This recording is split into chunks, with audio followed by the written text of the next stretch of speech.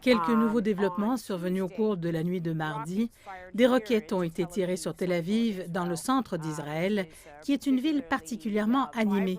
Et c'est aussi une plus longue portée du Hamas qui tire généralement des roquettes de Gaza sur la ville. Du côté israélien, le nombre de morts se trouve pour le moment entre 5 et 7, car cela s'est produit tellement vite. À l'heure actuelle, les écoles sont fermées dans tout Israël. Le gouvernement a ordonné que des rassemblements de personnes dans les zones touchées par des roquettes ne pouvaient plus dépasser les 10 personnes.